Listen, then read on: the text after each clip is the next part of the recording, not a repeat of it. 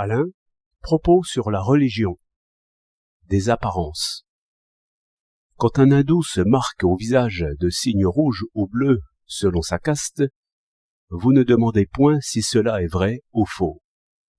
Il vaudrait mieux se demander en quel sens et sous quel rapport cela est vrai. Pour le faux, il n'est point dans les faits, ni dans les actions, ni dans les pensées. Il y a vérité de tout. Il faut seulement dire que nous sommes bien loin de connaître la vérité de tout. Mais la privation n'est rien. Attendez les exemples. Il y a une apparence du mouvement du ciel autour de son axe. Cette apparence n'est qu'apparence, c'est dire qu'elle n'est point vraie.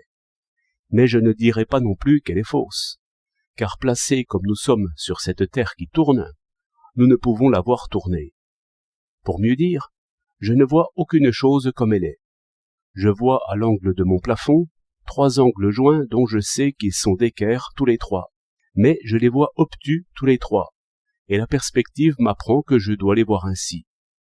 Si je change de place, je les verrai obtus autrement, mais ce sont toujours 3 angles droits.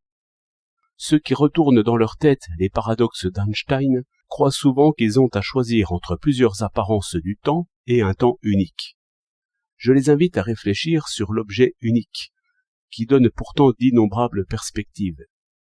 Je dirais volontiers que cet hindou qui se peint le visage se règle sur quelques perspectives de l'existence physiologique et politique. Et, autant que je connais le vrai de la chose, il faut que je comprenne cette perspective qui est sienne, et aussi bien cette perspective d'un autre qui se fait moine, et de moi-même aussi qui met une cravate. Si vous me proposez une religion, je l'examine, non point avec l'idée qu'elle est fausse, mais au contraire avec l'idée qu'elle est vraie. D'où vient donc que je passerai pour irréligieux? C'est que je pense la même chose de toutes les religions.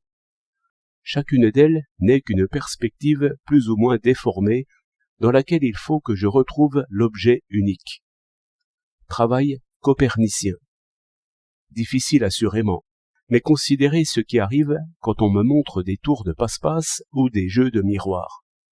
Ce sont alors des apparences étranges, mais je sais sans le moindre doute que si je connaissais bien les objets dont ces apparences sont les apparences, je ne verrais plus rien d'étrange dans ce spectacle. Lorsque Galilée disait que la Terre tourne, c'était parce qu'il avait deviné le secret d'une apparence, et vu, en quelque sorte, le double fond de la boîte. Ainsi, bien loin qu'il pensât que les autres se trompaient, au contraire, il comprenait leur erreur même comme vérité, et se trouvait ainsi plus assuré de ce qu'ils disaient qu'eux-mêmes. Mais eux voulaient le ramener aux apparences, et lui faire jurer qu'il voyait les apparences. Aussi, lui, qui voyait le soleil tourner, comme voit n'importe quel astronome, ne trouva sans doute point autant de difficultés qu'on voudrait croire à dire comme il disait. Et peut-être comprit-il aussi le vrai de leur colère, et l'éternel objet politique sous ses menaçantes apparences. Il est clair que ce n'est pas en apprenant l'astronomie qu'un moine devient cardinal. Il n'en est pas moins vrai que celui qui sait mieux l'astronomie que le cardinal risque de l'offenser en diminuant son pouvoir.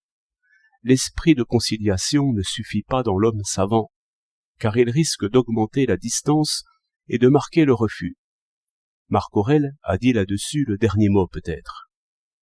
Instruis-les si tu peux, si tu ne peux les instruire, supporte-les. Quand le roi David chante « L'Éternel est mon rocher », je lui donne raison, mais non pas comme il voudrait. On peut parier qu'avant la fin de mon discours, il m'aurait fait pendre. Il faut être bien intolérant pour se laisser pendre. 13 janvier 1923